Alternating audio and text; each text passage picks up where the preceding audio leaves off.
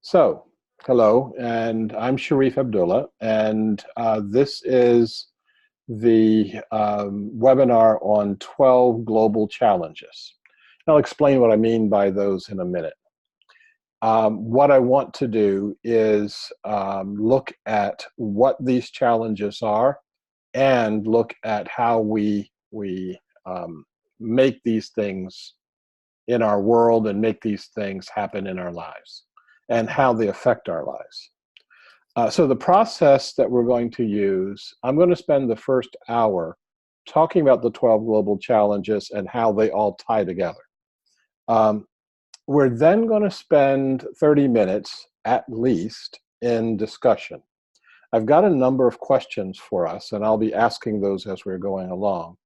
And we also have the possibility here with the Zoom platform to have breakout questions, to have to be able to talk directly to each other. And for those who are interested in doing that, I'm going to ask you to hang on as long as we've got the line all night.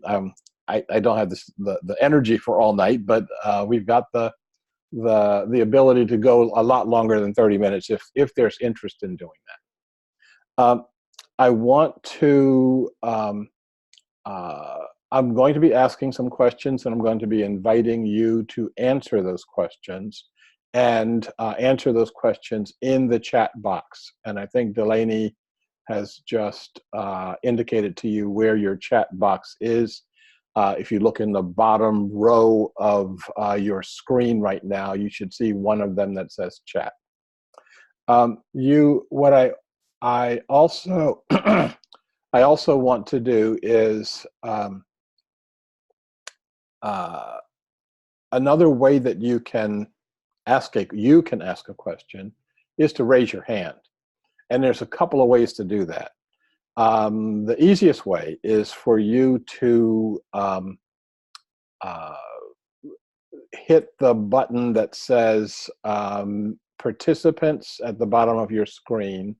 And I think that there's a link there that says raise your hand. So right now, what I want you to do is raise your hand. That way I can see who is raising and who is not. And I've got a running tally on my side of the screen. I know there's a couple of you who are signing in by phone, and I don't know what the rules are or what the conditions are for raising your hand on the phone. And I see that 5 of you have done that, and the majority of you have not. So stick your hand up. The other way of raising your hand is for you to turn your video on and actually physically wave your hand around, and that way I can see you, and that way I can call on you. Again, we've still got a bunch of folks who have not raised their hands. The button is at the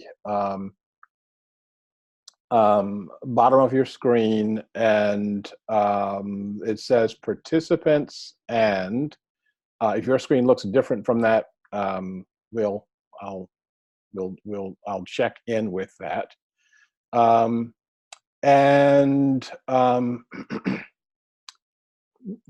So I see more hands going up. Okay, so I'm going to ask Delaney to start lowering your hands and move on to another issue. I want you to actually use the chat, and I see that some of you have actually put in some messages in the chat.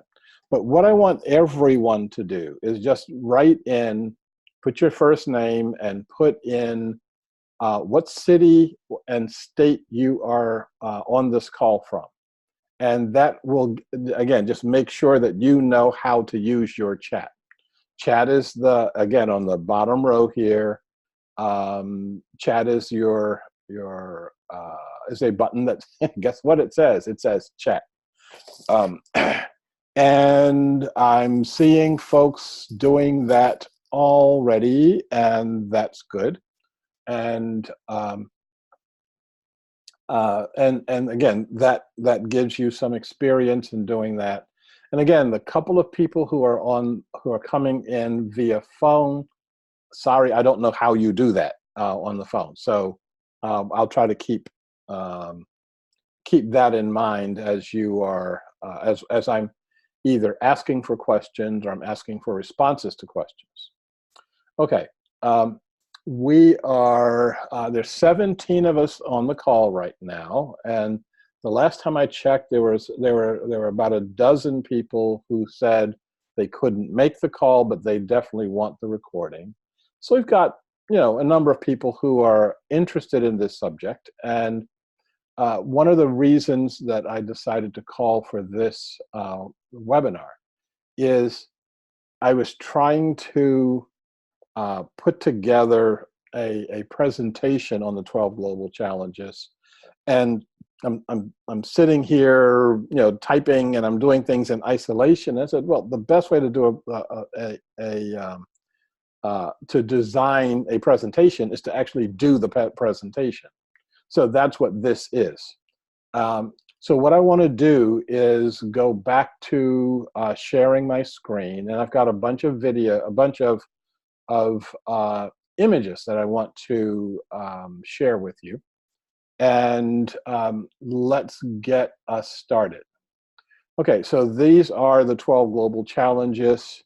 I'm Sharif Abdullah, and it's always interesting. I launch into my presentations and I don't explain anything about me. And I always find that I feel that the presentation is always more interesting than I am. But I was doing a presentation, a live presentation once, to a relatively hostile audience. They didn't stay hostile, but they were not happy to be there.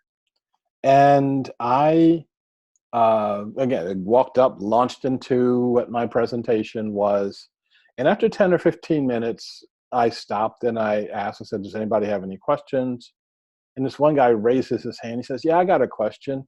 Who the hell are you? And I realized no one had introduced me and I hadn't introduced myself. With regard to the 12 global challenges, I've been privileged to have gone around the world more times than I can count. I have been on every continent that has human beings on it. I've been in over 45 different countries, and I've been in almost 120, 130 different cultures.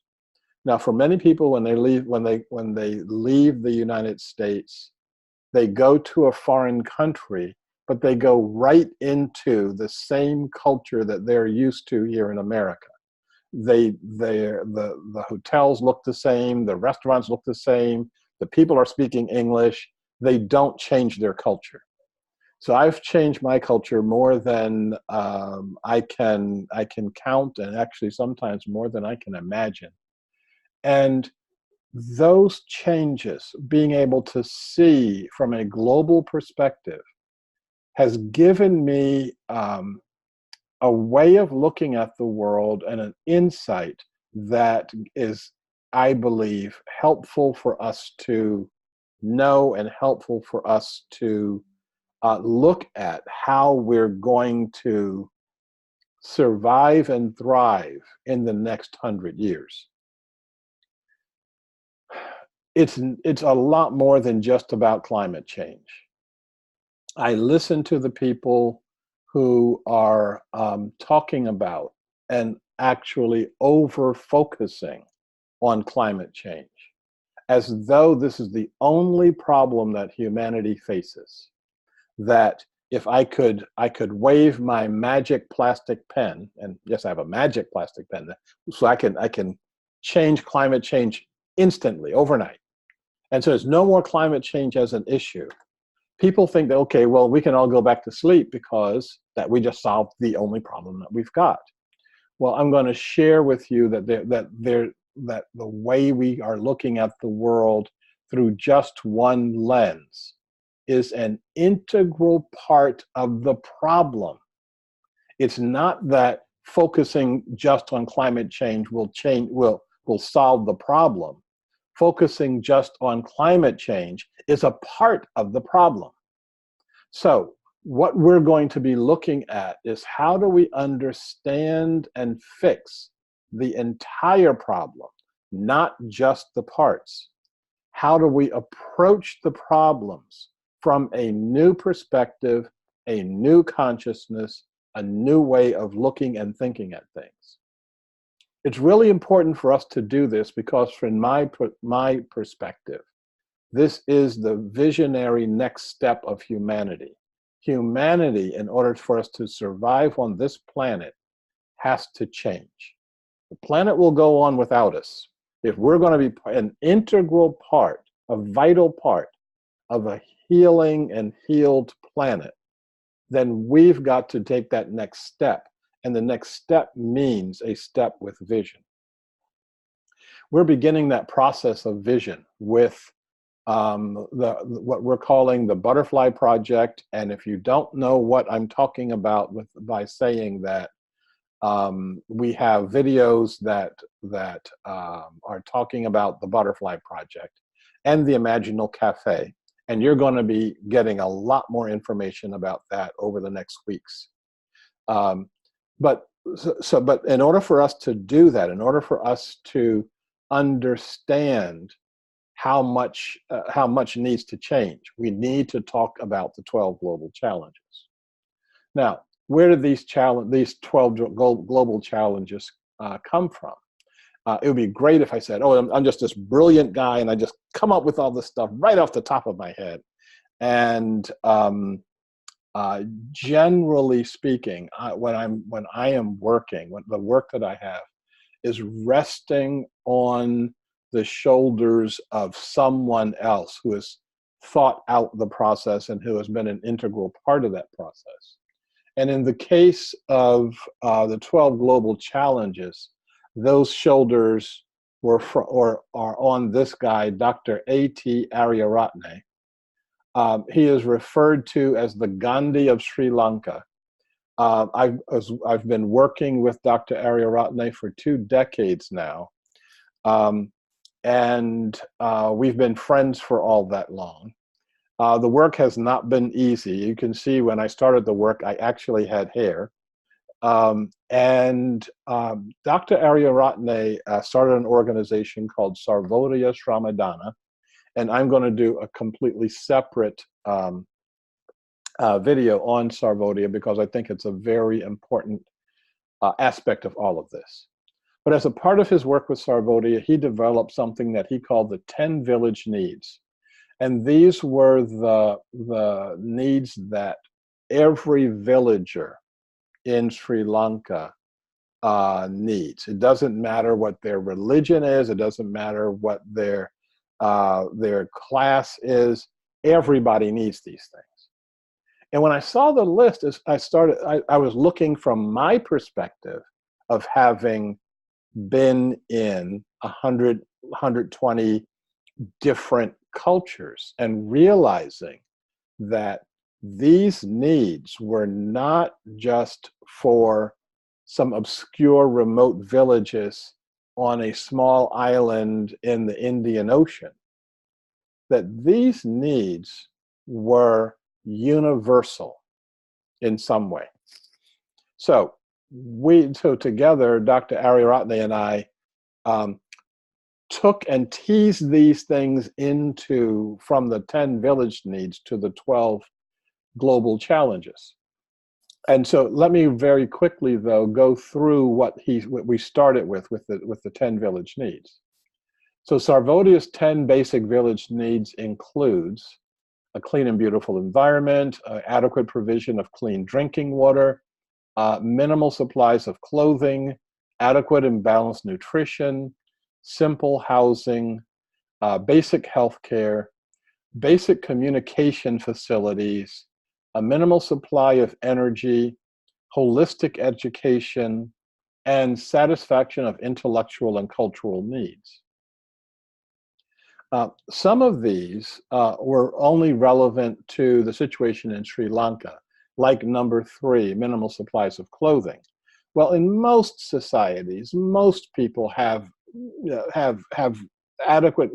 clothing that is adequate to their environment. Um, the in the context of Sri Lanka, number 8, a minimal supply of energy simply meant you had enough firewood to cook your meal. You don't need electricity. You don't need air conditioning. You don't need any of that other stuff. So so the needs actually are different, but the manifestation of the need is different. But the way that it's stated, everybody needs some energy. So again, Dr. Ariaratne and I took those 10 basic village needs and developed that into the 12 global challenges.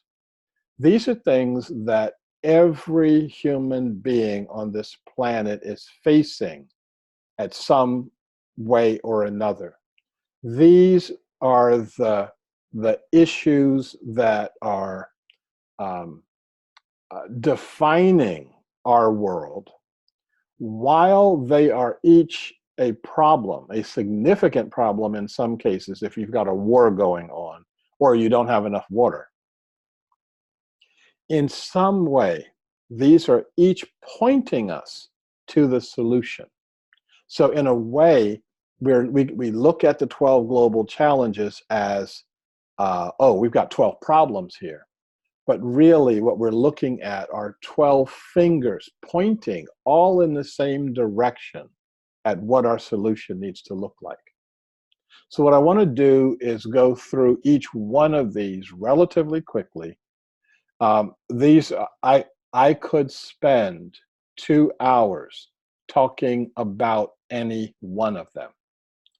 We're not going to do that today. But what I want to do is give you an overview, give you a feeling for how profound the issue is. And again, maybe point the way toward how we resolve the issue. One more thing before we get started on going through each one. In our divided politics of in the United States, and I haven't looked at the list to see, I think almost all of us are here in the US, but there are a number of people signed in to get the recording who are in other countries. So here in the US, each of these issues gets skewed through either a left-leaning lens or a right-leaning lens, and we wind up miscommunicating about them because we're missing each other.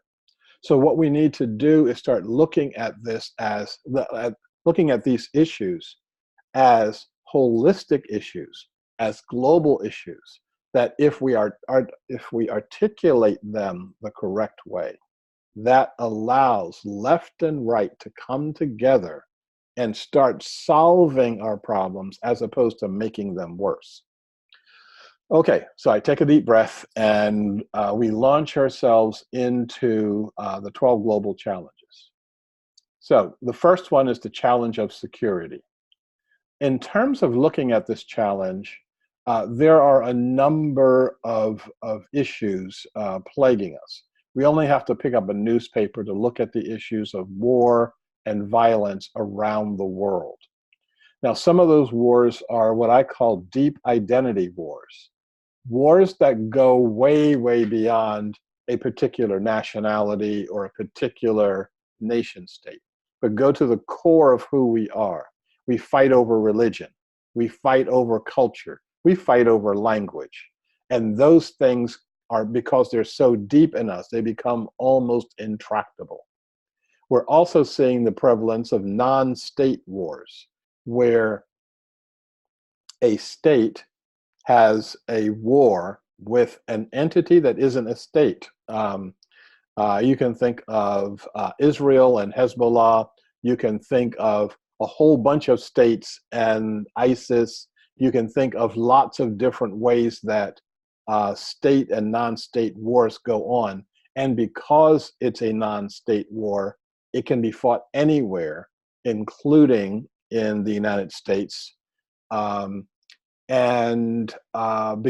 it's a non-state war, you can't point your finger at anybody and say, they're the problem, they're the blame. Another issue is what I call techno wars. As the technology to do warfare goes up, the prevalence of the fighting also goes up. The so-called smart bombs that can decide for themselves what a target is, the use of drones and other remote control violence. And another thing is just violence overload. And what we see it in our newspapers, we see it, we think of violence as entertainment. You know, how many explosions are in a particular movie? How many times will the Golden Gate Bridge be destroyed by evil aliens or whatever? This goes on and on and on, and it permeates how we think of ourselves, and it permeates our security, how we think, what we think of as security. The second challenge is the challenge of water. And in terms of water, every being, every living being deserves access to fresh, clean, and reasonably abundant water. But the fact that we are toxifying our water, that through global climate change, there are areas that are experiencing deeper and deeper levels of drought, where water can just simply be mismanaged, where there's too much in one spot and not enough in the other. And the privatization of water, where water is being sold to companies who will charge you for the access to that water. And if you don't pay the charge, you don't get access to the water. And in very poor countries and in third world countries, this is a recipe not just for disaster, but it's a recipe for death. In the third challenge, the challenge of food, and yes, those are square watermelons because somebody thought that was a really good idea. The theory being that you can pack more into a truck and therefore sell more if they're square as opposed to round. So the idea of the challenge of water is there's crop loss now, and we're setting ourselves up for massive crop loss as our industrial pesticides and our industrial fertilizers fail, and they are failing, which means you have to use more and more and more of it, and then you get to a failure point. That means our entire food supply is at risk. We're growing lots and lots of corn for fuel, and as opposed to feeding people. And that competition will increase over time. The toxicity of food, the things that we consciously put in our food that are poisons in order to maintain shelf life, in order to just make it look a prettier color. This is going on and is having negative results right now. The mismanagement of food. Here in Oregon, we have hundreds, perhaps even thousands of acres of really good farmland that is being used to grow grass seed, not food that a human being or any other being can eat, but grass seed that we ship over to China so they can their ever expanding need for new golf courses, we're sending the seed out for that. I happen to think that's a really bad idea. Okay, so but it's being managed by money, and the Chinese have money and they're spending it, and so we're going to grow the grass seed for it. And then the nature of industrial and industrialized agriculture. Um, that we've removed ourselves from the process of growing. We've removed ourselves from the process of living things. We think it's okay to genetically modify a watermelon to make it square. We think it's okay to feed our children poisoned food, and it must be okay for somebody. As long as we're killing ourselves slowly, it's okay. And we need a new vision around that, around food. In terms of our fourth challenge, that's the challenge of energy. And in terms of the energy challenge, we just had an experience, a day or two ago, of the failure of the grid. I think it was in New York City, where they had a blackout that lasted many hours, and somebody pushed the wrong button. Well, there could be lots of wrong buttons being pushed over time, inadvertently or even maliciously, as a tool of terrorism. Peak oil is another issue that we've already extracted from the ground, all of the easily available oil, and we now have to use very difficult and ever increasingly technological difficult means to get the rest of the oil. Oil shale, fracking, using all of these extremes to get every single drop out of the ground. Al Gore said something that I thought was very powerful. Someone asked him, when are we ever going to taper off of oil, or a question like that? And his answer was, drug addicts will look for veins between their toes in order to inject their addictive substances rather than stop their addiction.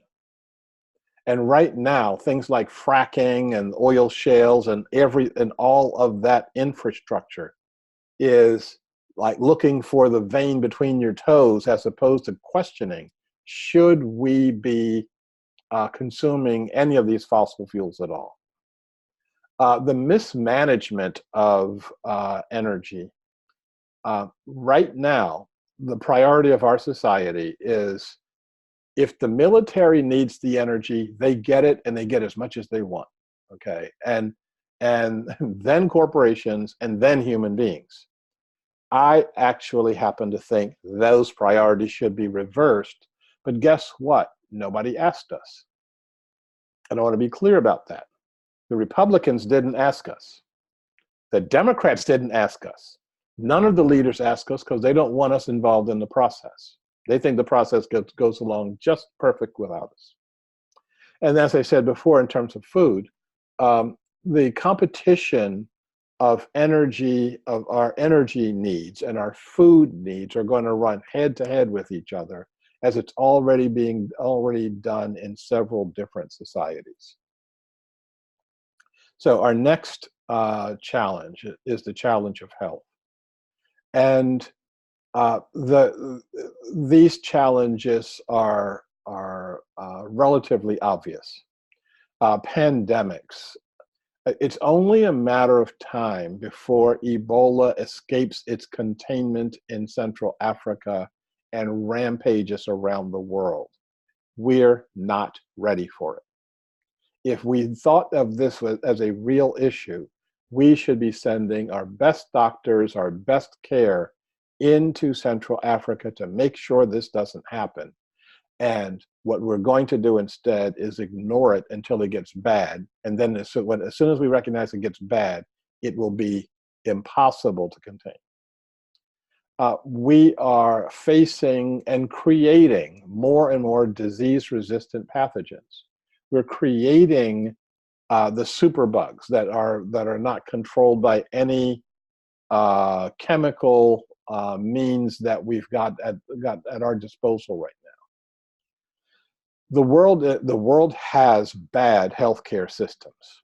When I was working over in Uganda, I was working with the UN, and first of all, we carried with us a very small pharmacy. We had any drug that you thought you might need over there. We went down to the UN pharmacy in the basement in their offices in Rome and just loaded everything in. And if we needed a hospital, to go to a hospital, there was an airplane waiting at the airport to airlift us to Germany. We would have never seen the inside of a Ugandan hospital, because the only thing that happens when you walk into a Ugandan hospital is that you walk out with AIDS. And these having situations like this in a world where there is so much, we know so much about healthcare, is inexcusable, and overly expensive healthcare. My personal healthcare system and strategy is being able to fly out of this country and get some good healthcare at a fraction of the cost.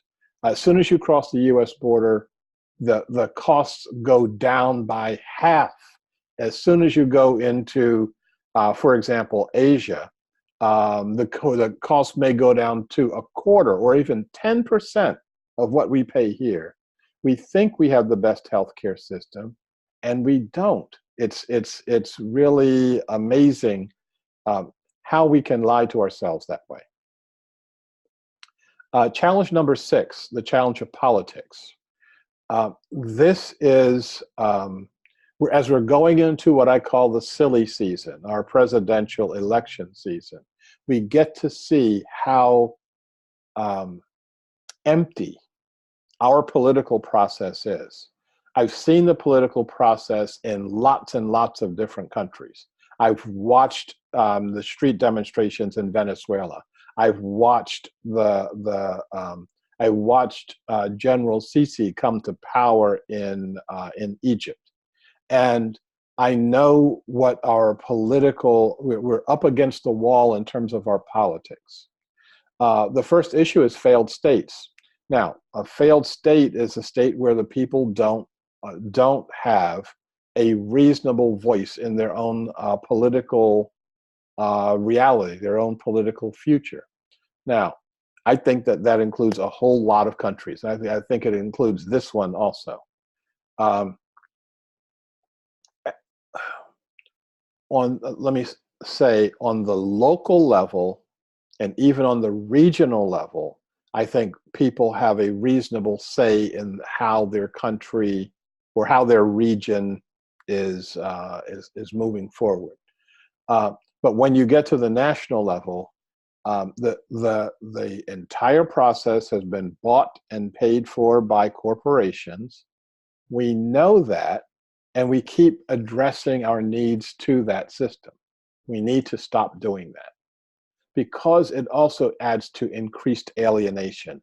I feel like I am not a part of this world. I even talk about it as though it's something that's happening over there. A big issue in terms of politics is the inability of government to solve cultural, moral, and spiritual crises. They're not supposed to. We need to have mechanisms in our communities where we together as human beings can talk about our cultural issues, our moral issues, our spiritual issues. We don't anymore, and we need to do something about that. And we see the rise of special interest politics, that if you're not part of a special interest that gets itself embedded in the system in some way, that what will happen is that you don't have a voice at all. So people are out there clamoring to become a special interest, as opposed to looking at the politics of the whole, as opposed to looking at the governance of the whole. How do all of us govern everyone else for the good of the whole? Now, if you start with that question, you're going to wind up with a very, very different spot than if I start with the question of how can I amass my special interest groups to get 51% of the electorate so that I win. This shouldn't be about winning and losing. This really should be about how do all of us come together and govern ourselves and govern each other. The seventh challenge is economics, and you can see this guy is not having a good day. The challenge of economics includes the collapse of financial markets, and we've seen them happen all around the world. The collapse of monetary and banking systems, we've seen that happen all around the world. We see expanding poverty that expands at the same rate of the expansion of greed and hoarding and corruption. So all of these things are part of the same system. And what we need to do is unwind that system. By red market economics, and see if I can do this in like 2 seconds. I talk about economics in 5 different ways. There is the black market, and that is a market that is illegal and immoral. You start thinking about, for example, heroin sales or methamphetamine sales, where it not only is something that's illegal, it's something that hurts the society. The second market is the gray market. The gray market is largely illegal, but it's not immoral. For example, somebody who fixes car motors on the side and doesn't have a license to do so. Well, if they're doing a good job, so what? Another example is a person who makes a little extra money taking care of other people's children. Well, in this state, you've got to be licensed to do so. Well, they're taking care of their own children and doing a good job.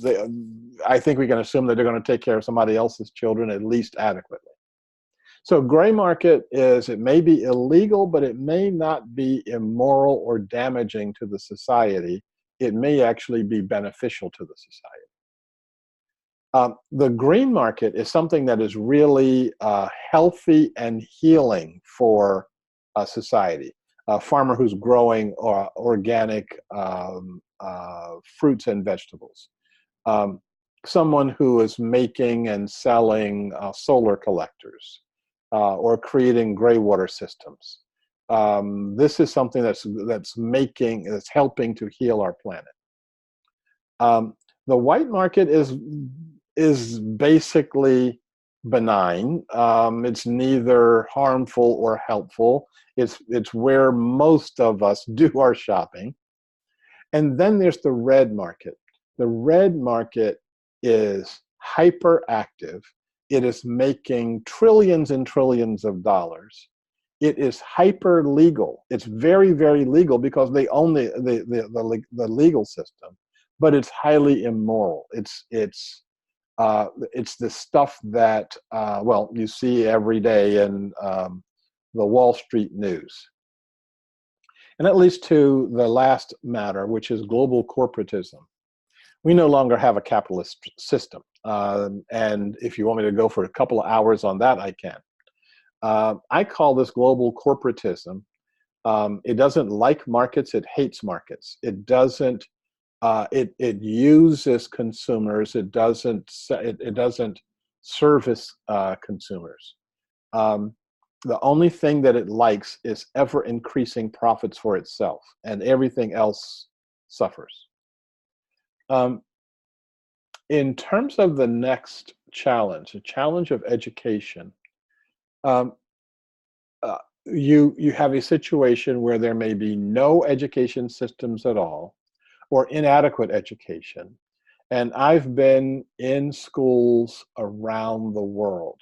I've been in one-room schools where there are 100 children trying to learn, divided into 6 or 7 different groups, with the students facing in different directions depending on what age group you're in, and some amazingly dedicated, amazingly overworked, and amazingly underpaid people, teachers, who are trying to impart an education to them. We have education without values and without vision.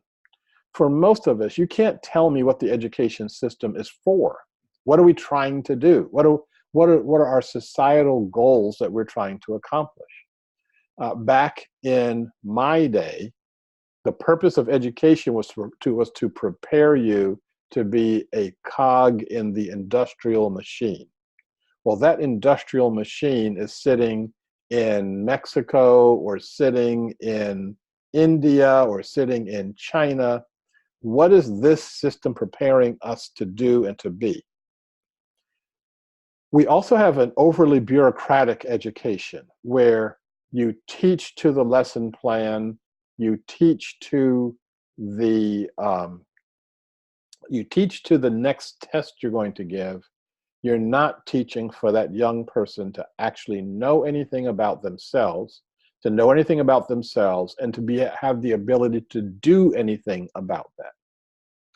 And the loss of rational capacity, uh, more and more on the internet, I am seeing people who don't know how to make or respond to a rational argument. They don't know how to respond to each other. They don't know how to even think themselves out of a wet paper bag. And in some ways, because they can group themselves together now, they're kind of proud of it. It's like, yeah, I'm ignorant and I'm proud. And for those of you who have paid any attention to the flat Earth argument, you know what I mean. Anybody who can think, who can look up and think, can figure out that it's round. Okay, but if your rational capacity has been damaged, has been impaired, then you're not going to be able to do that. So the challenge number 9 is our habitat. I've seen housing like this. I'm thinking in particular in Hong Kong, but there's lots of places in the world where you live in a cubicle. And this other image is the low-tech version of those high-rise apartments. These guys basically live in cages, okay? And this is, I think it was in Malaysia, but I'm not sure. So our issue is habitat, and I'm saying that in terms of being more than an issue of housing. You know, in this society, in the United States, our homelessness issue is at an epidemic level.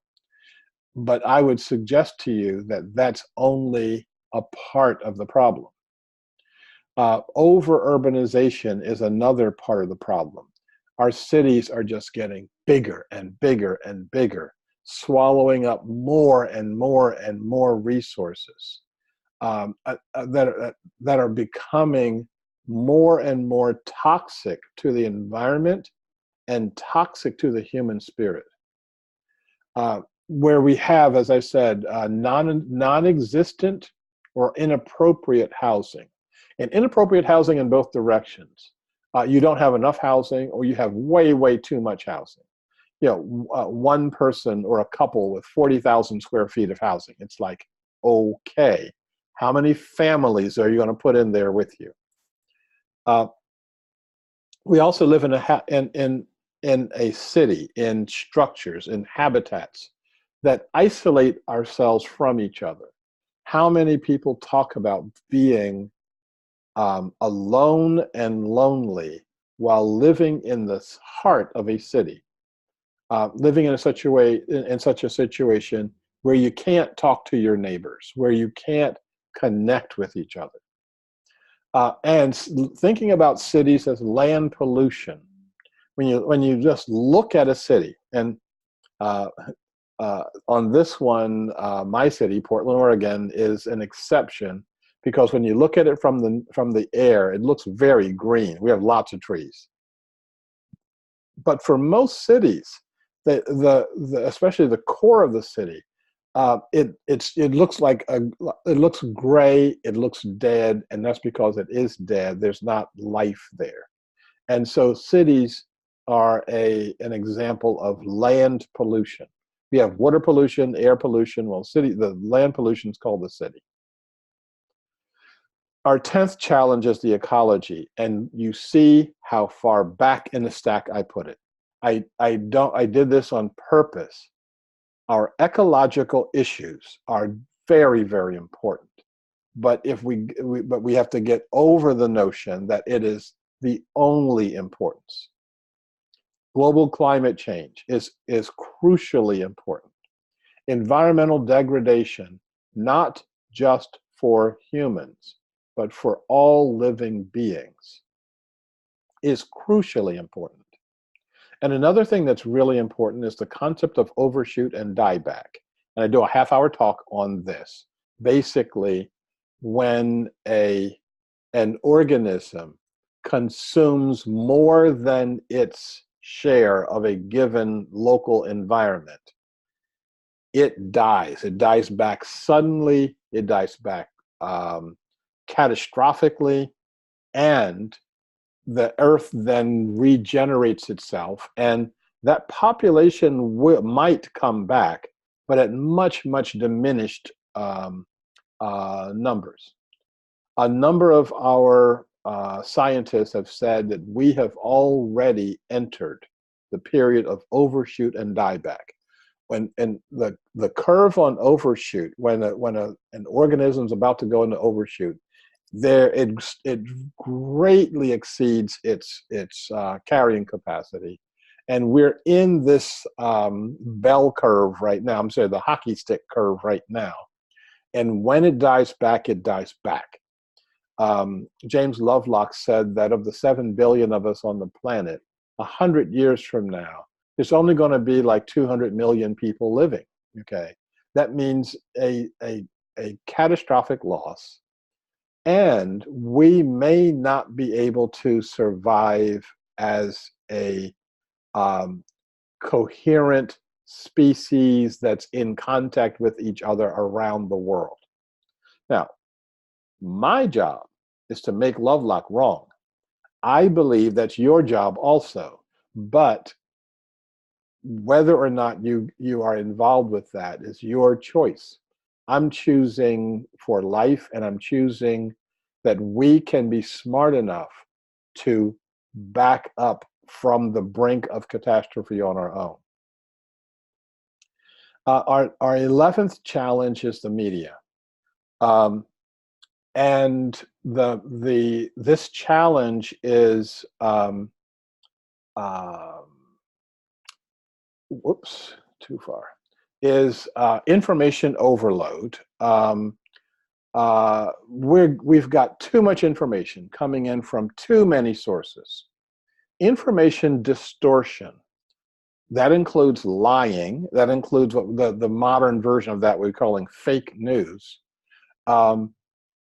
To the point, and this is true around the world, that people are saying, we don't know what's going on in our own society. We don't know what's going on in our own environment, and so we need to know that. Trivialization and saturation. How many times you look at the news and it's just the next murder, it's just the next sex scandal, it's just the next, what is Kim Kardashian wearing today? And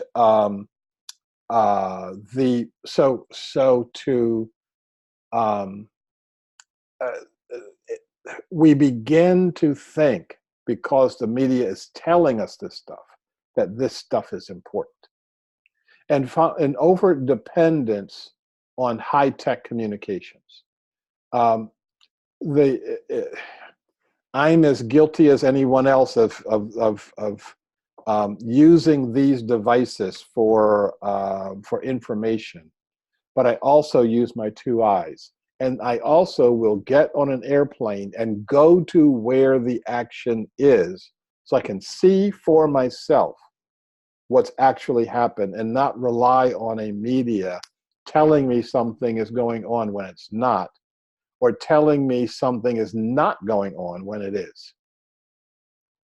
And our final challenge is our spiritual and cultural challenges. This is, needless to say, very important. And as for those of you who may be new to dealing with Commonway, by spiritual, I am not saying religious. I don't see that the two are necessarily joined, okay? By spiritual, I'm talking about suicide and suicidal societies. Many of you have seen the exercise that I did during my TEDx talk.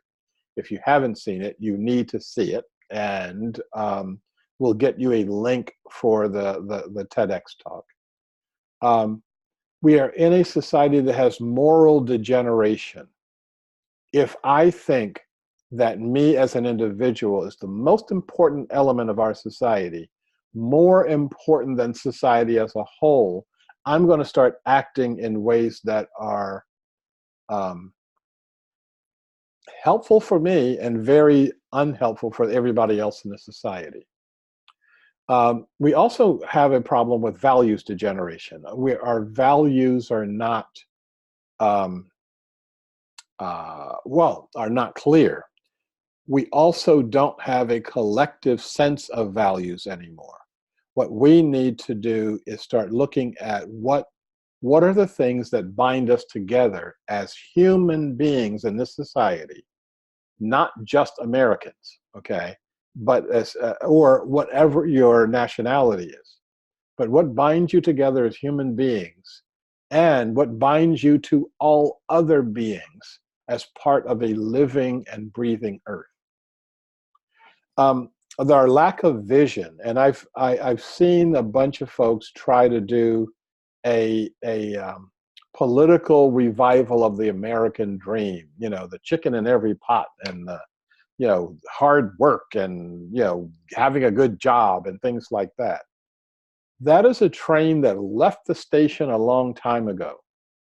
We're being called forth to a new value, a value that's more than becoming a cog in the industrial machine.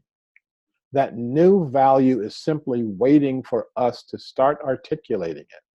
And through the butterfly projects, through the Imaginal Cafe, we're going to start the process of articulating to ourselves in our own hearts, then to each other, and then to all, what that value is.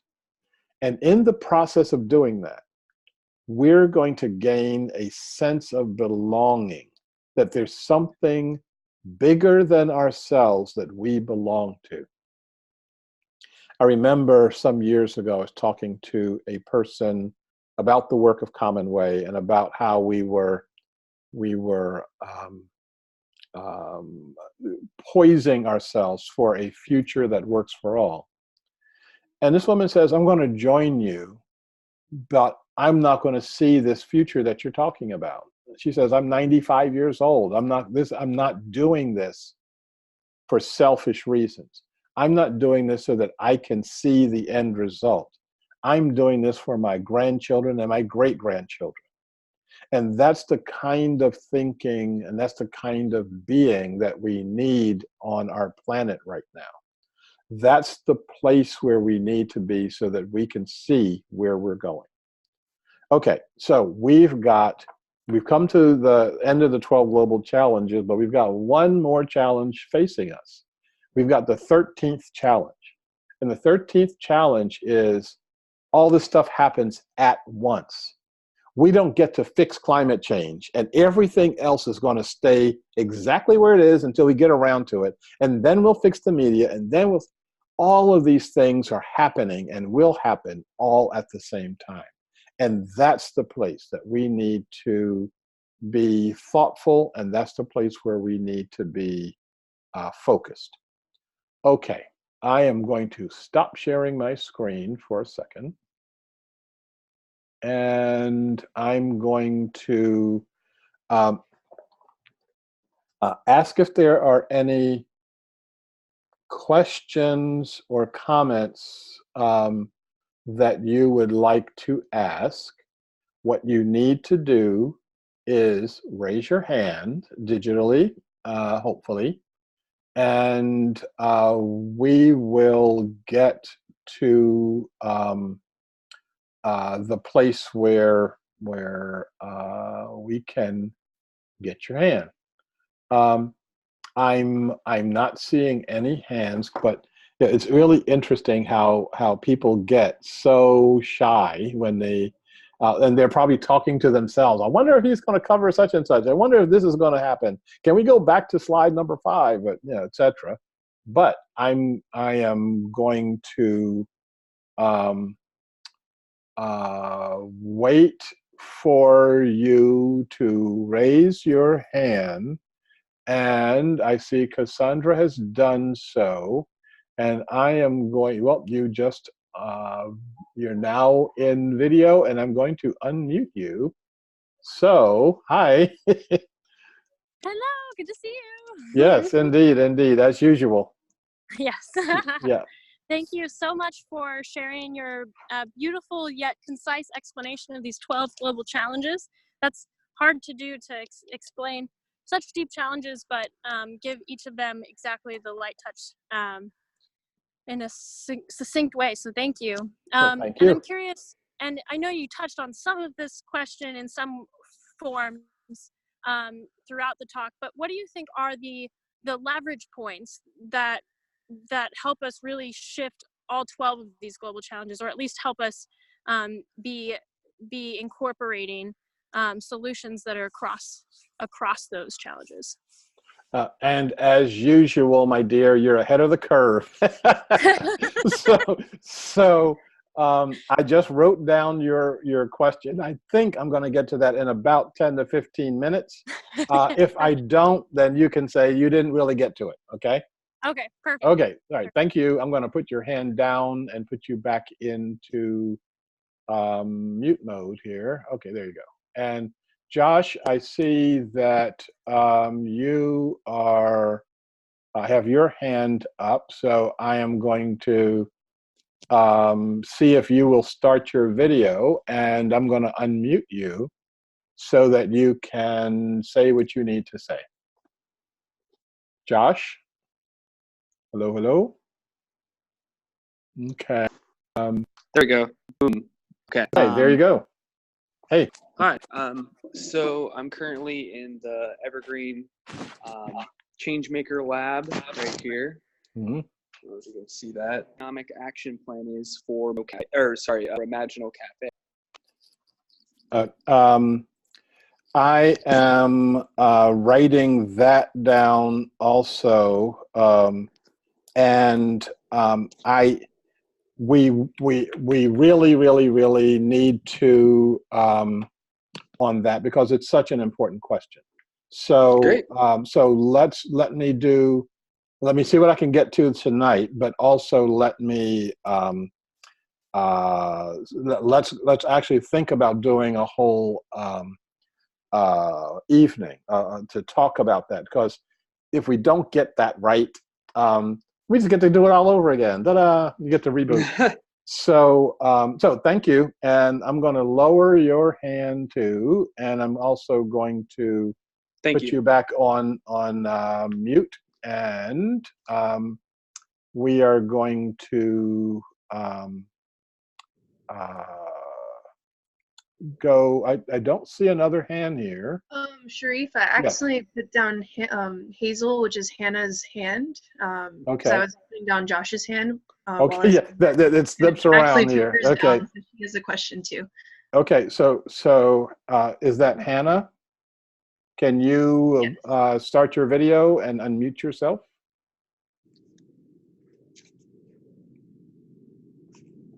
And there you go. Okay. So, yeah, I can hear you. Hi. That was like a beautiful overview, and I love that. Like just like the way that you present all that content in a way that just like is really unifying and makes everyone understand like this affects all of humanity. All of us, right? So I'm curious a little bit about the vision for getting this out to people, and like I'm just this whole presentation, like this should be in schools. I know professors that should be giving this to their students as homework. Like I'm curious about your vision for bringing people into this fold. And I've got connected through a couple people on this call, and I'm so excited to be like joining you on this video. And I'm like, oh my gosh, why haven't I been on these sooner? Mm-hmm. And so I'm just like curious about your vision for that. And then mm-hmm. also like, do you have a plan for like going deeper into each of these bubbles in a collective way, or is that happening in like an event format? Or I'm just curious about your vision on that. I'm sure you're going to cover that, but just wanted to ask. Okay. Well, thank you. This is just such good questions. And I also want to note this is not a conspiracy that everybody who's been asking questions so far is young. Okay, this is I wind up talking with people who have at least as much gray hair as I have, and having young folks who are obviously focused in, obviously not part of the game that's being taught about, oh, young people don't care about anything other than themselves or that. It's like, oh, yes, you do. Okay. So thank you. How to get this out to people? We've been trying and testing this, trying to get these things going for 30 years or more. I wrote my central book, Creating a World That Works for All, 30 years ago. Okay, no, 20 years ago. I wrote the first book, The Power of One, Authentic Leadership in Turbulent Times. I wrote that 30 years ago. And it's interesting how it doesn't fit in many of the models, okay? It doesn't, because it doesn't fit into the structure of what I call the dead white guy society, okay? It doesn't fit into communism or capitalism or socialism.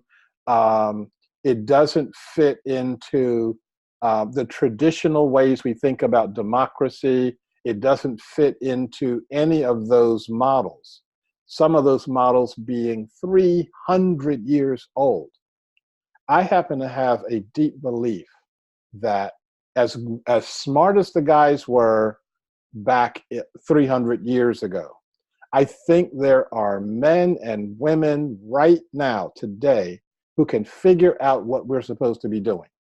And as long as we have as long as we keep have educational institutions that keep referring back to the dead white guys, okay, and I mean what I mean by that is folks like me didn't fit in that system.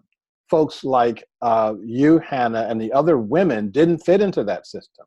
We need to do, and this is the key value of Commonwealth, is to have inclusive societies where we include all human beings and all other beings. The second question that you asked about going deeper, to me, that's the role of the Imaginal Cafe. I have a role to play. I'm a teacher. I go blah blah blah, and I have my slides and I show them. And all that's really cool. But the real energy is going to happen with you, with all of you, in your locale, sitting down with regular human beings and just asking the question, how are we going to do the future? If we leave the future up to people like Donald Trump, we're going to I can tell you what the future looks like. If we leave the future up to this cloud of Democrats whose only goal is to replace Donald Trump, then I can tell you what that future looks like. What we have to do is start asking ourselves the question, and then asking the question of others, of what is the nature of the society that we're creating, and what's the best way that we can do that, and do that together. And to start asking people who are not part of the process, who are outside of all of our processes, to start connecting with our other. And I have an entire presentation on how do you engage the other. I actually have a book, it's outside of my reach right now. I'm holding it up, called Practicing Inclusivity. How do you actually practice inclusivity with people that don't know you and may not even like you? Okay. So the Imaginal Cafe itself, just imagine sitting down in a cafe setting, and instead of saying, you know, like, what TV show did you watch last night, or where's the next party next week, but really getting into how do we actually resolve these issues that we've got. How do we, and going deep with each other, and sharing that depth with other Imaginal Cafes happening all around this country and all around the world. How we get to that point is going to be really, really exciting. Do I sound excited? Yes. And so and therefore I'm going to start asking some questions. So hang on, and let me get to my I got a few others to deal with before I do that. So let's get to all of them.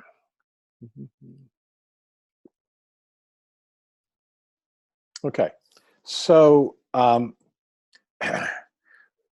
these 12 global challenges form 144 global connections. And there are not 144 lines on that graphic. If I did it, the entire graphic would be covered. Okay, that's how we have to start thinking about how all these things tie together. How does security and food relate to each other? How does habitat and media relate to each other? How does energy relate to absolutely everything? If you take nothing from today, I want you to think about this. When I talk about 12 global challenges, what I'm talking about are 12 global symptoms to the same challenge. There's only one challenge. And that one challenge is the challenge of consciousness. Our consciousness created all this mess. And it's only through a transformation of our consciousness are we going to get out of this mess. We're being asked to move beyond, to transform even what we think about when we think about humans. One of the things that I've noticed in living in the West, I was born and raised on the East Coast, is how much stuff is named after the devil. There's the Devil's Rock, the Devil's Hill, the Devil's Punch Bowl. When you drive down the Pacific Coast Highway, almost every other town is named the Devil something or another. And that's because people thought in those days that what was natural was devilish. What was natural was bad. we have to get rid of all this stuff, and we have to scour the earth. We have to pull up all the trees, etc. Some of us know better now. Now, what kind of a society do we create with a transformed consciousness? What is our vision of society when it's not subdue everything? What is our vision when we recognize that we have to have a world that works for all?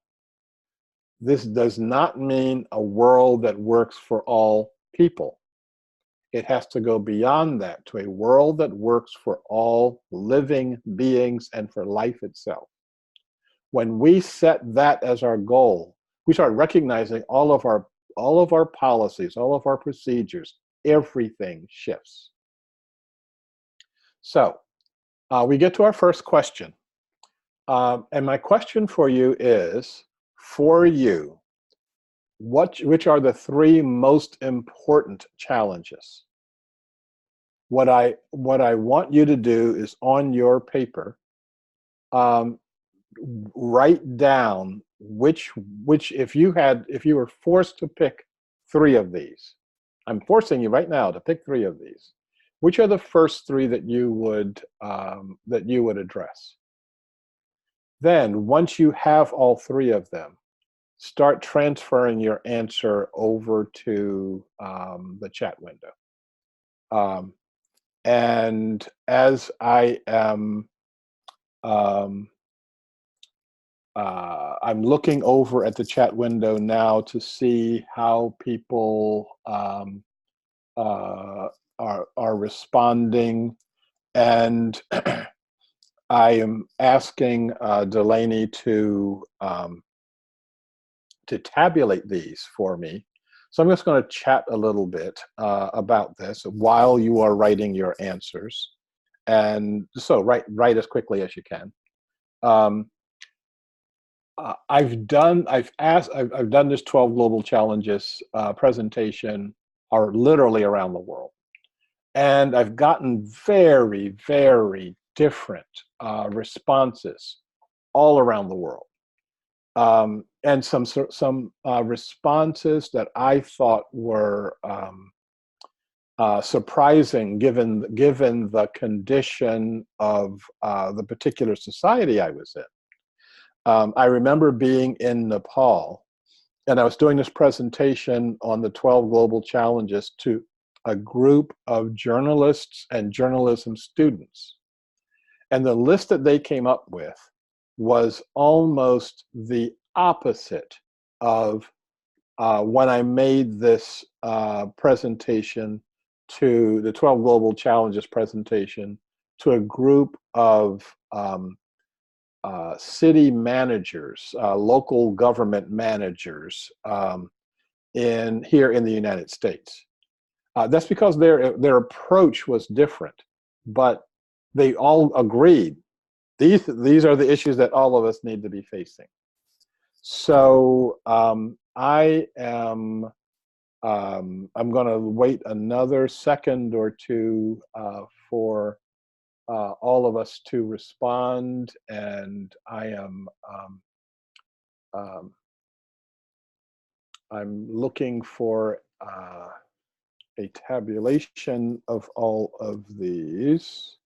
So how do we design a new society? You guessed it. We address the 12 global challenges. Here's a few short examples. Pick the ones that mean the most to me, but we have to focus on every one of them in the circle. For me, health is very important. I feel like humans, we don't understand the human nervous system, the human emotions, and the value of self-care, respecting human bodily functions, and each other's health challenges. I want us to focus on learning how to just relate with one another and understand each other's personal sufferings. Also, we live in a time where obesity, famine, and malnutrition is a very common occurrence. We need to be focusing on eating nutritional meals because our bodies, they respond to the food that we're eating. Well, that was really interesting. I thought I was that Delaney was talking, but she was talking to from an old video. I was like, wow, you just kind of jumped in there. I was also wondering why that was going on. I was like, yeah. who is that? And I was like, oh, Well, that's me. that is you, yes. So and actually it's really interesting because what you were saying was relating to to the evening. So so I'm going to I'm looking at your responses, and they you're running the gamut, it looks like. Everyone, there doesn't seem to be a theme emerging right now, which is fine. I'm seeing a lot of economics, but I'm not. That seems to be a key one. And yeah, so so I've got we've got a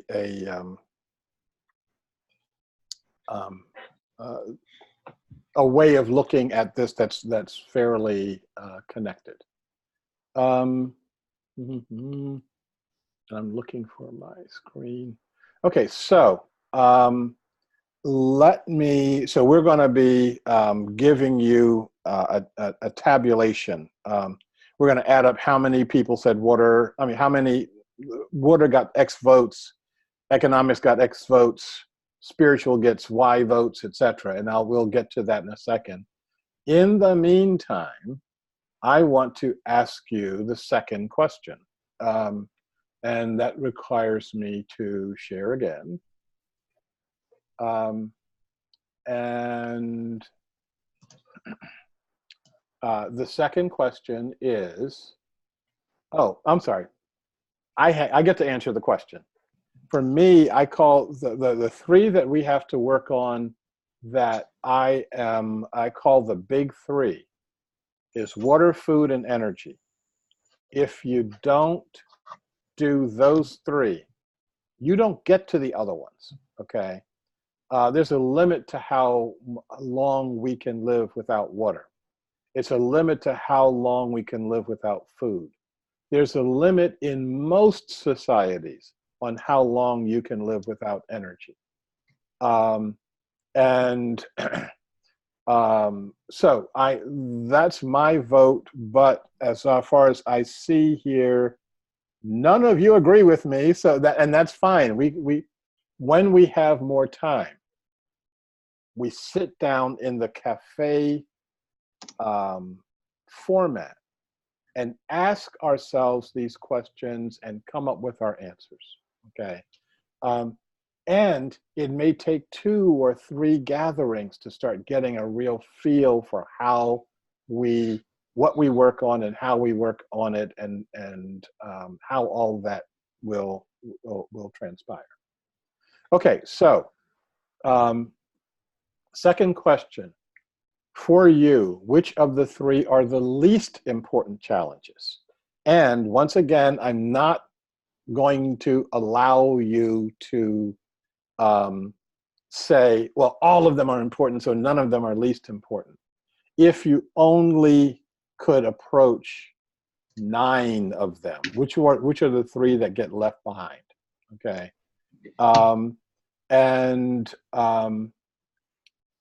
so I am I'm waiting for you to give your answers. Again, you're writing this down for yourself, and then you're going to transfer those answers into your into the chat. And I see some of y'all are going for it already.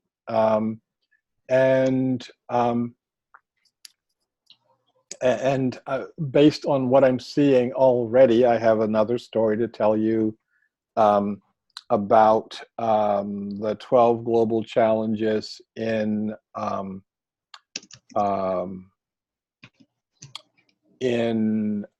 other countries. Okay, and so I am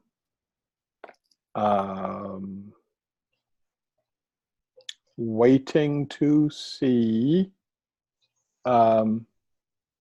I see a number of you have said politics as being something that is not something to on your least level.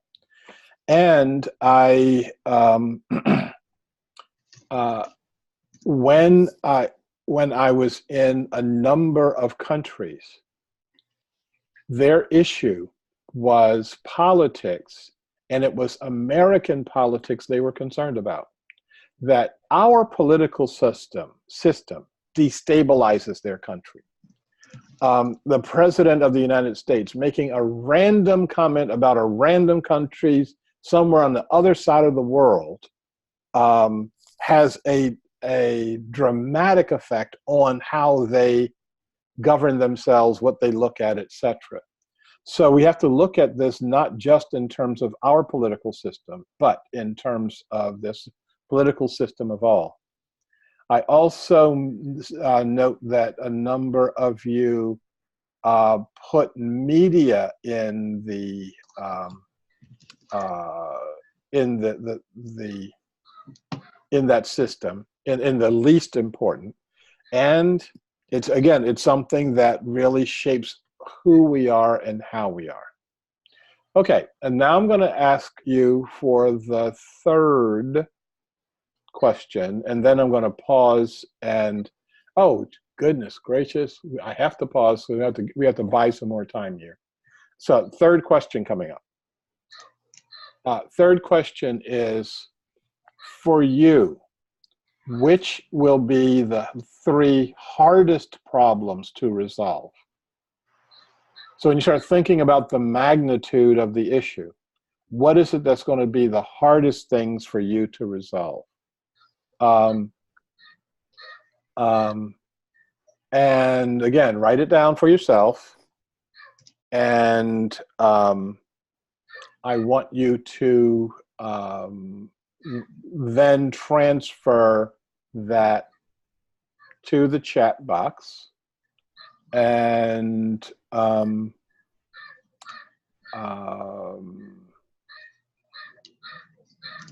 we will. I'm if I were walking slower, I'd be talking. I say I was dragging my feet. I guess I'm dragging my tongue right now. So I'm waiting for you to go ahead and respond.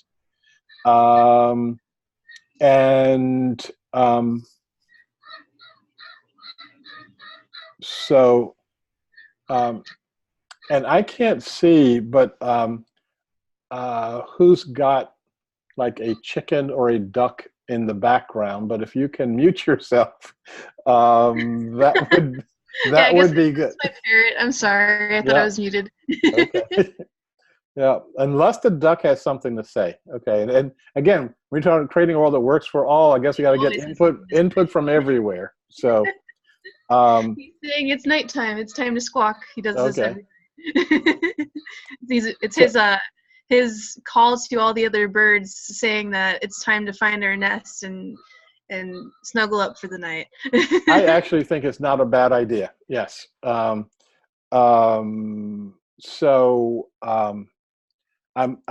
getting some of you saying I'm seeing economics as being an issue. I see a number of you saying spirituality is an issue. Matthew saying spiritual culture is in a league of its own, and in a couple of different ways, you are very right. So I'm seeing that you've got some some good energy here. So I am going to stop the screen share, and I'm going to ask for a show of hands.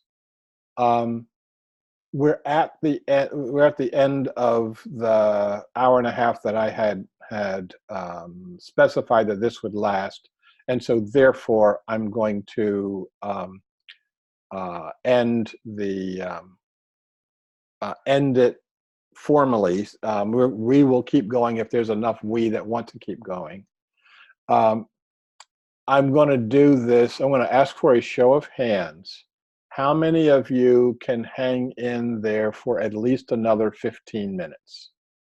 Put your hand up. And I see hands going up now. And if we can get enough of us doing this, then, and I think we're almost at enoughness. And my hand is up, but I can't because I'm a co-host. Right, got it. I'm going to put your hands down, and I'm going to ask a different question now. How many of you absolutely have to go? You're at the top of your time, your committed time right now. If you can raise your hand. Well, no one has, so maybe all of you are going to hang in here. But I would suggest to you, if you do leave before we formally end, before I say goodbye and I hit the end meeting button, go to you'll get a copy of the recording. Go to the recording and take a look at the end of it, the end that you missed, and also look down in the comments section, because there may be additional information, like when we're going to do the next recording, when we're going to have the next this next conversation. Okay, so right now I'm going to take things a little bit out of my order, just to make sure that we get everything covered here. And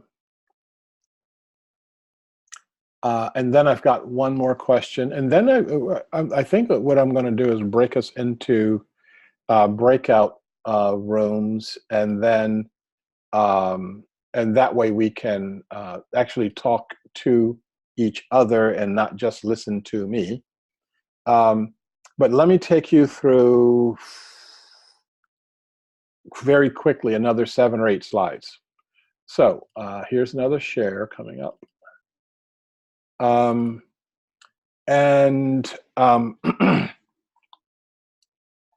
looking at these challenges, we can look at them, as I said early on, we can look at them in terms of them being visions. So in terms of looking from challenges to visions, we can start looking at setting goals, security for all, not just for the people with the most guns, but for security for all beings, water for all, food for all, energy for all, health for all, good governance, right governance for all, economics for all, what the Buddhists call right livelihood for all, education for all, housing for all, a healed ecology, right information or good information for all, and fulfillment for all. Some of our founders were pointing in this direction, founders here of the United States, were pointing in this direction when they were talking about having inalienable rights and having the right of life, liberty, and the pursuit of happiness, or I would say the pursuit of fulfillment, to be able to live a fulfilling life. We have misconstrued that over time, so that fulfillment has been replaced with making more money, that making more money makes me happy. Well, it doesn't. Making more money just fills up your bank account unnecessarily, and in some ways can rob you of your happiness. So these 12 global visions can be jump-started by taking actions right now that are in alignment with the 12 global visions. For example, if we just look at security, we can look at what people are doing around the world right now in terms of conflict resolution courses and groups. Some of you are already familiar with them, and some of you are already participating in them, where we're shifting consciousness around security so that security doesn't mean I've got more guns, okay? Security means I'm surrounded by secure people who don't need to invade my security. Community policing, or in other countries, citizen peacekeeping. So instead of having a whole bunch of people on the streets carrying guns, that's supposed to provide additional security, that we can provide a whole bunch of people on the streets who are relating to each other, relating to their neighbors, and bringing about a more peaceful society. Where we focus on what the values of a community are, as opposed to what do I want right now? It's like, what should we have right now? Restructuring and repurposing the military. There is, and I'm writing a note to give you this, there's a very interesting TED talk by a guy named, I think his name is Thomas Barnett, and it's on how to repurpose the military. And the interesting thing is, this guy is the hawk's hawk. He is not a touchy-feely, dovey kind of guy. He loves military. But it's interesting that what his suggestions for changing and repurposing the military are very close to the ones that I'm holding. So we can get actually unanimity across across the things that divide us. I want to see a restructured and a repurposed military where the majority of the military is used to promote life. And guess what? You don't need a bomb or a gun in order to promote life. Our security would involve abandoning old or outdated rules and regulations around security. And it involves a shifting of our consciousness, a shifting of here and here, of recognizing that everyone gets more secure as everyone is involved in security. Quickly, water solutions. Right now, there are many people who have kind of adopted their local stream, and they are trying to protect their watershed. Many people are creating gray water systems in their homes so that they can reuse the waters that they are already using. The water that washed your dishes can go to flush your toilet. The water that, so you can reuse water. Rain collection and usage. I watch as hundreds of gallons of water are sheeting off of parking garages. And all that water just goes into the sewer system and out. What if we used that water at least once before it did that? What if we could use it just, to use it to flush our toilets, use it to wash your car, not to drink or not for questionable hygiene, but use it once. Use it to water your lawn. What a concept. There are dam removal groups where we're removing, we had a mentality at one time of dam every river, create hydroelectric. We know better than the divine knows how to where water ought to go. Actually, I think the earth has done a really, really great job of making sure the water goes where it needs to go. Transforming plumbing and water codes is really important if you're going to have gray water systems. And one of the things that's just really, really important is having lifeline water, that every human being should have a minimum amount of water available to them, and available for free. We can charge the people who can afford to pay it, but everybody, no one will die because they don't have access to water. I'm going to skip a couple more of these because I want to get to what I'm calling fractals. So each one of the systems, each one of these 12 global challenges in and of itself can be the center part of another 12 systems. For example, if you just look at the issue of security, look at how security affects all of the other issues. How much food insecurity is in the world? How many energy wars do we have? How many health insecurity?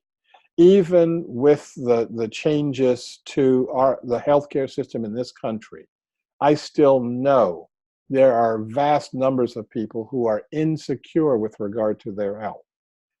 Political insecurity, habitat insecurity, et cetera, et cetera.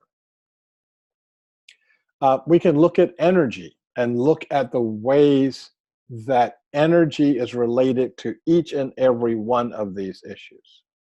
Now, you will see that some of these issues, like, for example, education and media and spiritual cultural, I don't have anything there. That's because I couldn't think of anything there. It's not my job to fill these out. It's our job, all of us together, to fill these out. And so what we need to do is start looking at how this all comes together. Okay, so I'm going to stop sharing for a second, and I'm going to ask if there is another question or two before I ask the last question. And while you are raising your hand, I know that Florian had a question before in the last questions, and I want to make sure he has some time to ask that. Okay. Okay. So if you still want to ask a question, you should unmute yourself and video yourself and do that. And I am okay, and there you are. You're coming. Hi. Hi. Yeah. Thank you for the presentation. I really liked the way it was, like the breakdown of it. In particular, that you had the number 12 in the list. I feel it's a super important one. Mm-hmm. My question was, all right. I feel like another issue is the way that our culture, the modern culture, at least, or a lot of culture actually, treat love, sexuality, relationships mm-hmm. in a way that is backward in some ways, and also where there's not much room for people to talk about these things. It's like Mm-hmm. it's like the dialogue is really constrained to mm-hmm. certain values that are kind of arbitrary. Mm-hmm. So I just wanted to know if you felt like it had, if you fit it somewhere in the 12, or I was just curious if you had thoughts about that. Yeah, to me, what you're talking about is something that is really important, and I've definitely put that in the spiritual, cultural window. How we relate to each other, okay? How we relate actually to ourselves, how we relate to this larger than human world, all the other living beings on the planet, indicates our sense of the depth of our connection to each other and our relationship to each other. But it also can show and can relate to our emptiness, the emptiness of us and the emptiness of our society. I believe, and this is because I've witnessed this for myself, that this is one of the driving factors for suicide on our planet right now. And I mean, not just in terms of the United States, but in terms of the world itself. And so, here we are, this technologically advanced, theoretically, economically superior country, and we've got this horrendous suicide rate. A suicide rate that none of our leaders talk about. They act like it doesn't exist, okay? Now, go halfway around the world to Sri Lanka. You're talking about a country that has the highest suicide rate in the world, or at least had it a few years ago when I was checking.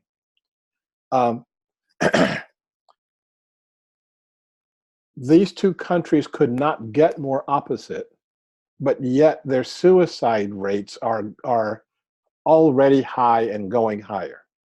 And I believe that it's because people don't have a way of connecting with each other. They don't have a way of voicing those connections in such a way that it actually matters. They don't have a way of exercising their spirit. And again, I'm being very careful not to talk about exercising their religion.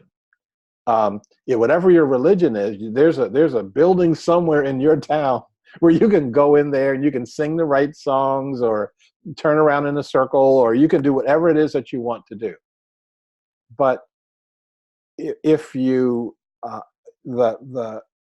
if you want to exercise your spirit, what do you do and where do you go? I believe that what we are doing right now is working on an answer for that. And working on an answer where all of us together can work toward exercising our spirit together by sitting down with each other and simply breaking bread together. I think there's something really tangible about that, where we can sit in meditation with each other, where we can hum a tune together, where we can start the process of having shared experiences that take us out of our local selves. I'll tell you one quick story about that, and then I'm going to ask you this question, and we'll get to write down your last answers here. But this is something that happened a few decades ago. I was living in Charlotte, North Carolina, and some of you may have heard this story before. But I was living in Charlotte, North Carolina, and the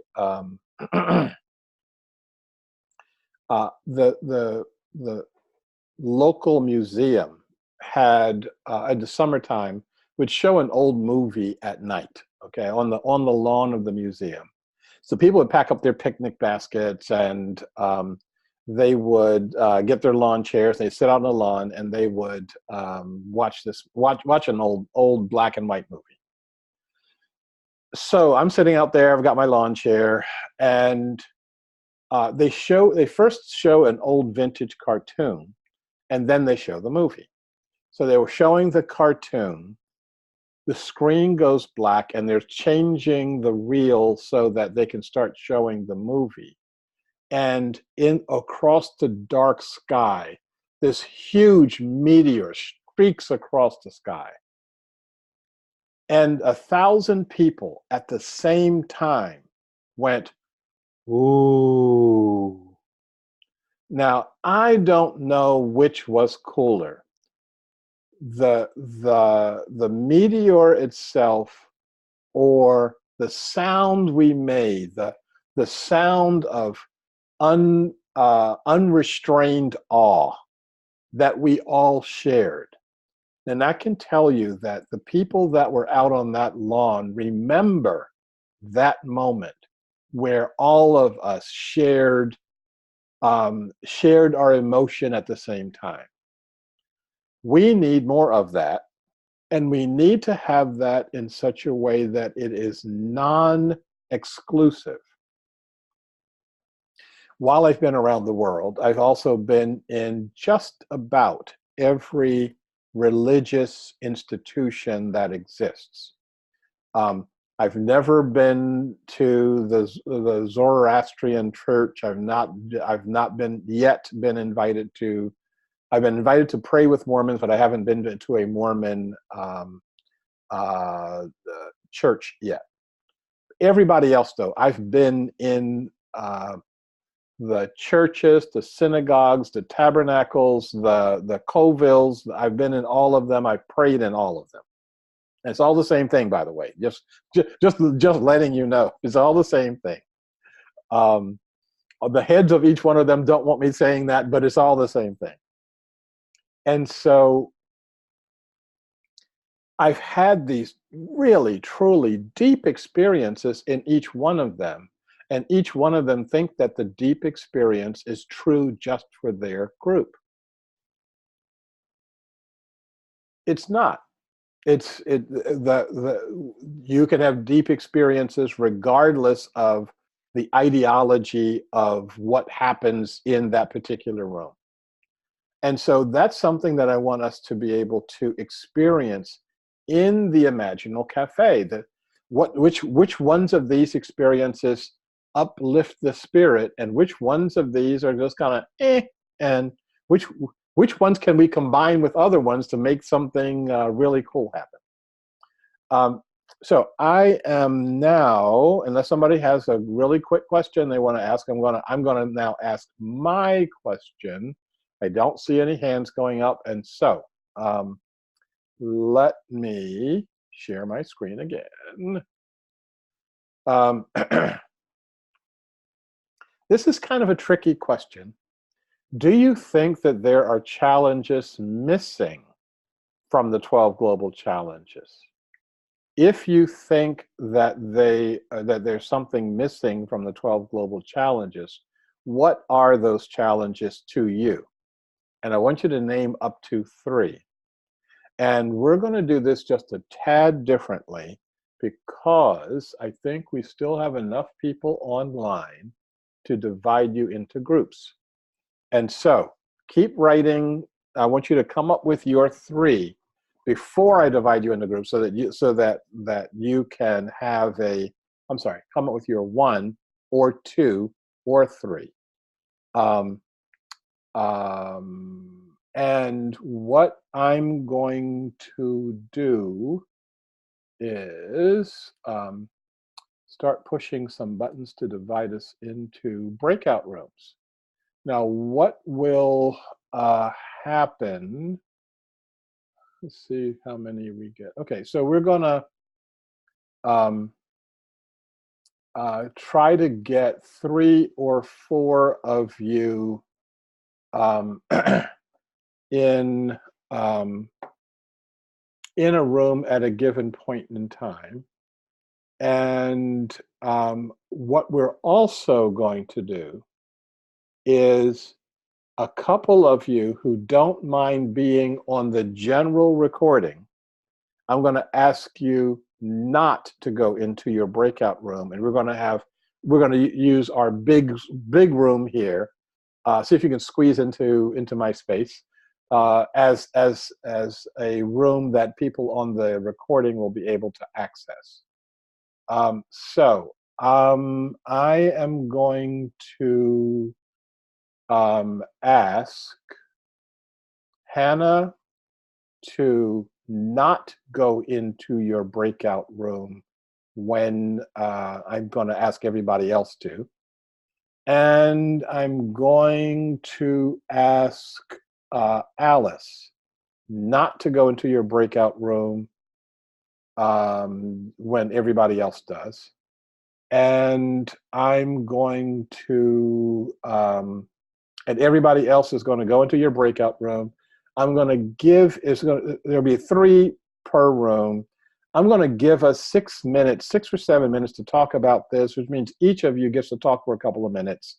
And then I'm going to call you back into the center here. So, and before we do that, I'm going to set my timer to remind me to call you back. So I'm now opening the rooms, and I want you to move to your room with the exception of Hannah and the exception of Alice. And Alice and Hannah, I want you to turn on your microphones and turn on your video so that we can see each other. And I think everybody just made the move, not joined.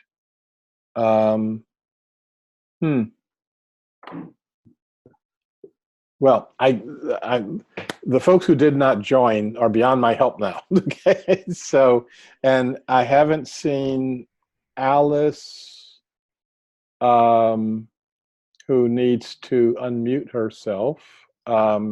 So it may just be the 2 of us. So of course I have nothing for my list because I came up with a list. So what would you add to the list that would be that you would think about including in the in this process? For the top 12? Yeah, so that what would the 13th or 14th or 15th global challenge be to you? Hi, Delaney. I can't hear you. You can't hear me? No, I can hear you, Hannah. I cannot hear Delaney. Oh, okay, there you go. I was saying there is no one in my room, so I'm coming back to your room. Okay. I wonder if we left Josh though, because the only person I'm going to move Josh in here. Well, I'm going to move him out. Josh just said he has to leave. Oh, okay. Thank you. Okay, so we can chat for a few minutes here. So Hannah, you were in the middle of telling me that I missed 20 different challenges, so or something like that. I actually, the opposite. I feel like all of our challenges can fit into that framework. Like I think everything can kind of be nested under those. Mm-hmm. I mean, what I was thinking was that some of those can be like grouped together with the concept of permaculture. Like to me, food, water, and ecology and habitat, particularly, all really like very right. Obviously fit into the idea of permaculture. Mm-hmm. Obviously, like everything can, but those most readily. Mm-hmm. But in terms of what's missing, nothing is like blaringly obvious to me. Okay. Okay. Delaney, how about you? Well, I'm not sure. I'm not sure you're allowed any, but let's assume that you are. Well, I was also thinking the same thing. Nothing that I could think of. Like I was just trying to think of specifics, but everything fits into already the 12 categories. Mm-hmm. So the one I was thinking of was I have a lot of men in my life that tell me that they do not get sex regularly, and that causes them some depression. And so I was like, oh, that's probably in the spiritual cultural category. Mm-hmm. Well, actually, we could make it spiritual, cultural, sexual. That would become really popular. That was called a joke, okay? Because this is related to this notion of belonging, okay? Mm-hmm. Of having not just a group that I'm belonging to, but really having the intimate other that I belong to, and they belong to me. And we mm-hmm. have this connection, and that relates to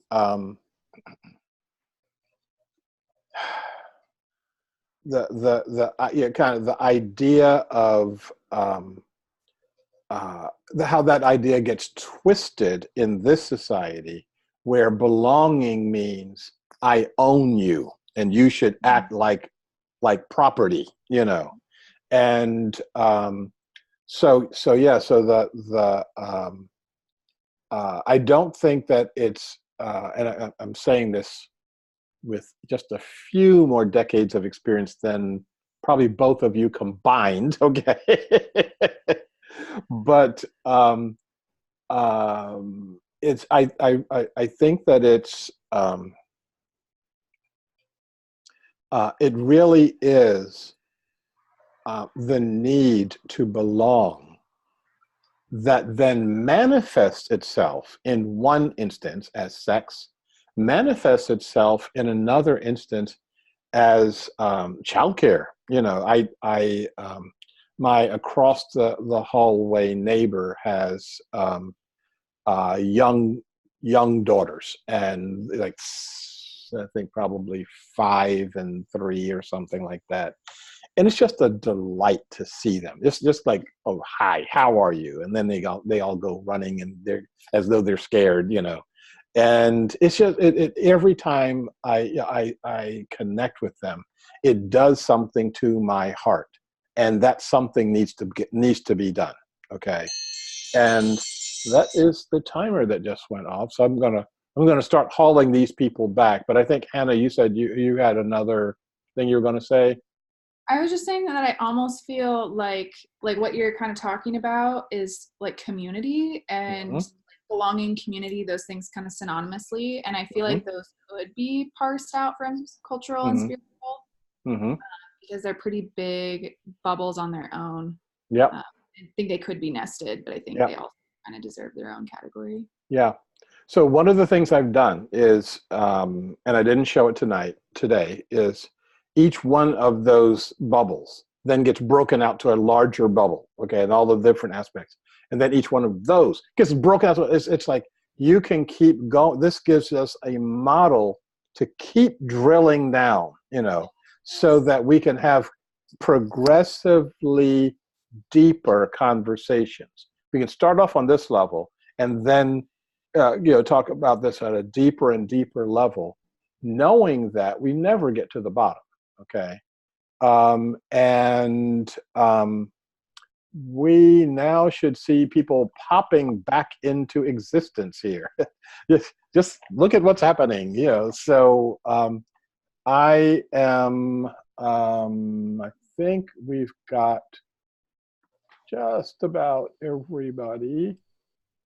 I'm tracking 9, 1, 2, 3, 4, 5, 6, and 7, and oh well, I don't know why I'm. Oh, it's actually me and Delaney, 8 and 9. I can count.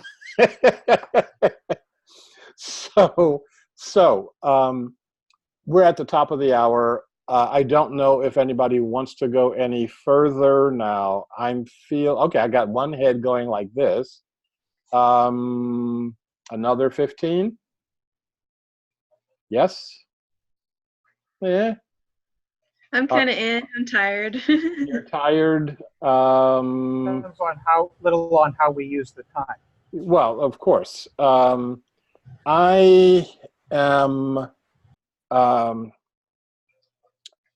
going to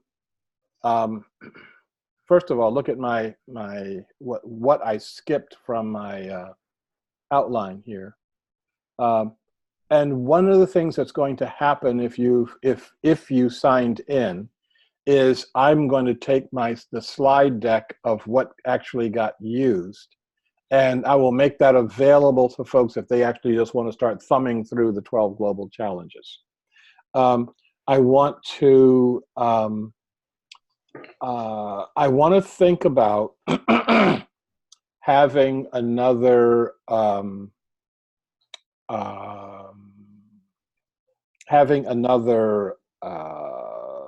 conversation. This one focusing in, and I forgot who asked. Oh, Josh asked this about the economic action plan.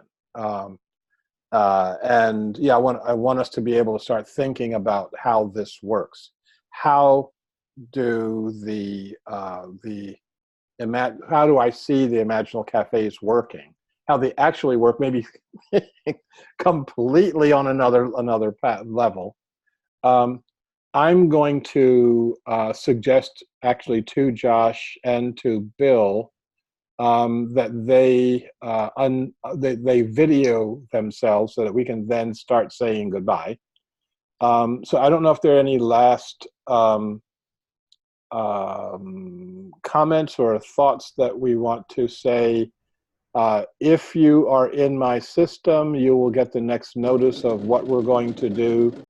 And I'm going to probably within the next 2 weeks set up at least one, if not two more webinars along these lines, along the lines of what do we do for the next step as we slowly walk ourselves toward a launch point for the Imaginal Cafe sometime in mid-September, and that's what our game plan is looking like right now. So, any other questions or comments or thoughts or considerations? Elliot. My understanding from my small group with Matthew is that this is not a new group, that there's some history behind us, behind you, that Florian and I are not been aware of. Right. And so if you could provide some context, not necessarily now, but at some point, history, purpose, mission, whatever. I would suggest two things. One is to take a look at the Imaginal Cafe webinar if you haven't done that already. And there's a oh, gee, Delaney and I do this Vulcan mind meld thing. So I'm about to say something, and oh, there it is. Okay. Got a genie at hand. Yes. So I would suggest you take a look at the website. I would suggest you take a look at the video of that we did, the one you heard part of inadvertently today, and that'll give you some grounding. We're going to do it again, but we're going to go from the video forward. Okay, so we're going to try not to cover the same ground. Okay, and again, that's going to be in the next couple of weeks or so. And I just posted the links to both of those in the chat box. So you can peek at the website, theimaginalcafe.org, or you can find the YouTube channel, the link to that right there in the chat box. Ta-da! Okay. Let me also throw out real quickly, in learning yesterday about this thing this evening, I researched you and stumbled upon your 17-minute highlights from one of your talks, and really, really liked that. I thought it's a great thing to show to other people. Which video is this? I think it was highlights from a workshop for government managers. Yes, right. The 12 global challenges. I thought that was very succinct, powerful, accessible to anybody. I loved it. Oh, great. Say that louder, yes. I loved it. Yeah, right.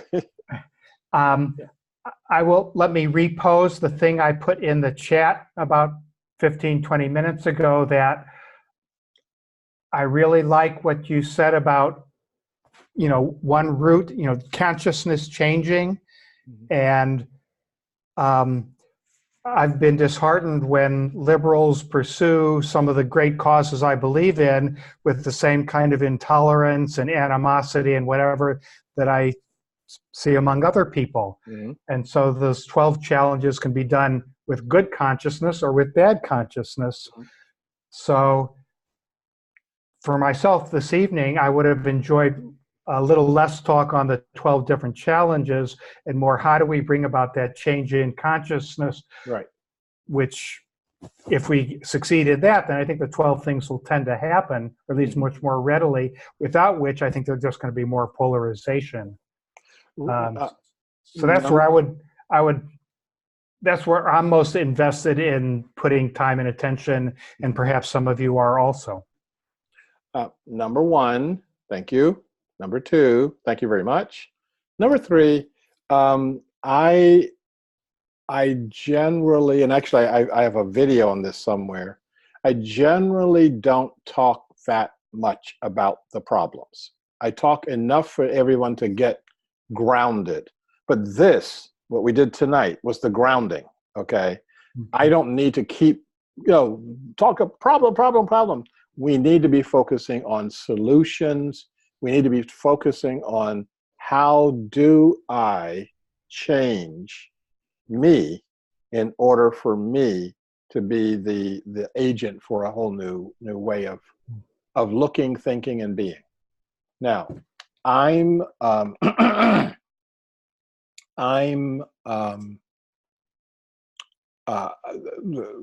particular method I use is 1/3, 1/3, 1/3. You need to talk about the problem at least 1/3 of the time so that people can recognize this is a serious problem, okay? You need to talk about your vision and values 1/3 of the time so that people recognize that this is not problem directed, but this is vision directed. And then you need to talk about the practical applications, and also some of the last circles I was pointing to, talking about gray water and things like that.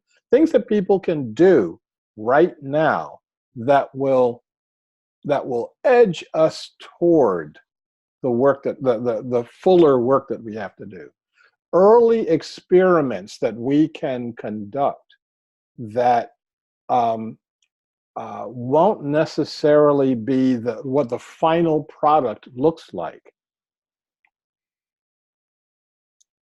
The Wright brothers flyer looks nothing like a 747, nothing.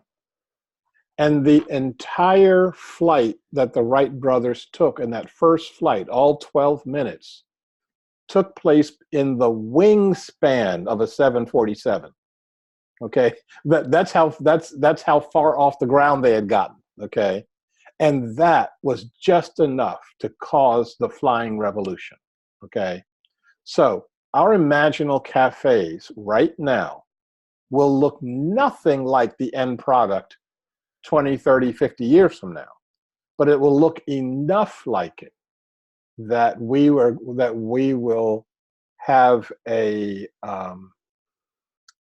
way of helping us move forward. And so all of this, everything that we're doing is an experiment. It has to be an experiment because no one has ever done this before. If that should both exhilarate you and make you really, really scared at the same time. If you're not scared, you're not paying attention. There is a cliff right there. On the one hand. On the other hand, if you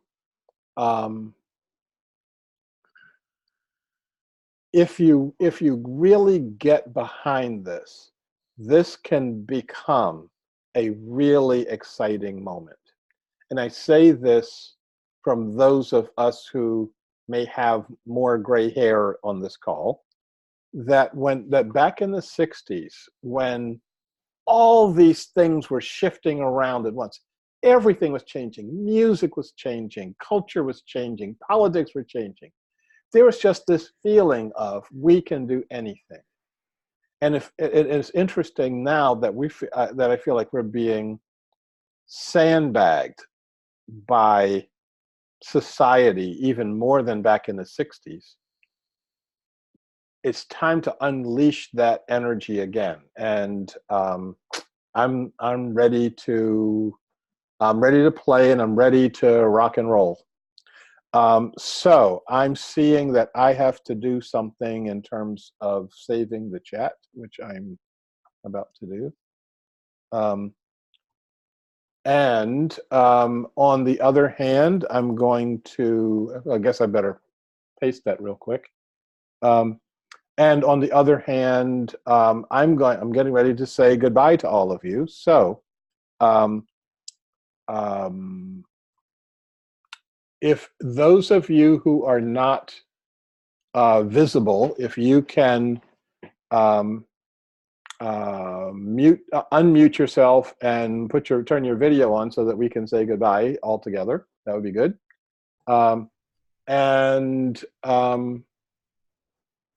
Thank you so much. I mean, this was a really quick 2 hours and 15 minutes. That was supposed to be 90 minutes. You'll learn. I don't know how to count. I'm looking forward to our next evening together. Thank you, as usual, to Delaney for taking care of all the stuff that I couldn't even see. And I look forward to our reconnection at another point. So thank you and good night. Thank you very much. Thank you. Thank you all. Good night, everyone. Bye-bye. See you. Yeah.